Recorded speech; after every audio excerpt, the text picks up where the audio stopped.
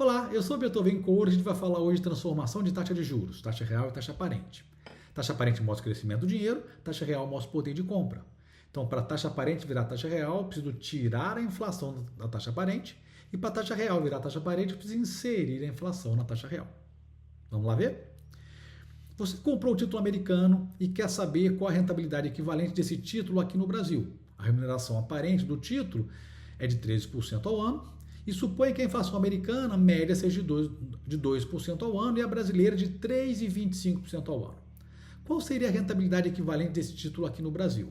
Bom, eu não posso comparar diretamente o título no Brasil com o título americano, porque tem inflações diferentes, né? O poder de compra, o reajuste dos preços médios é diferente, né? Inflação brasileira e inflação americana.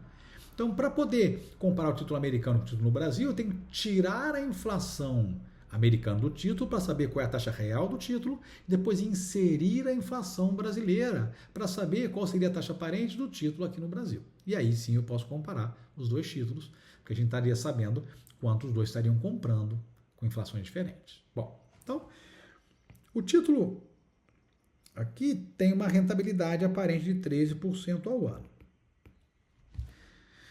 Primeira coisa que eu vou fazer é trabalhar com o fator. Sempre que envolve juro composto, eu nunca posso usar taxa, tem que usar o fator. O fator é 1 mais I, 1 mais a taxa.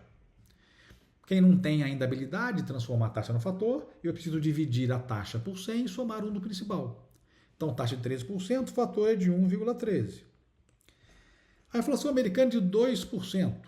Então, o fator da inflação americana seria de 1,02.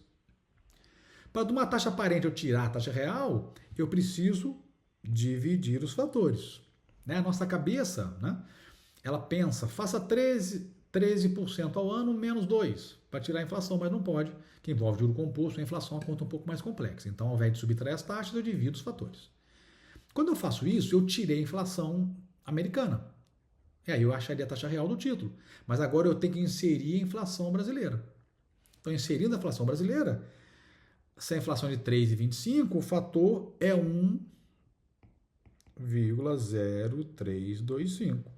Para somar a taxa, eu não posso somar essa taxa de inflação, eu não posso somar o fator com a taxa. Eu preciso multiplicar os fatores.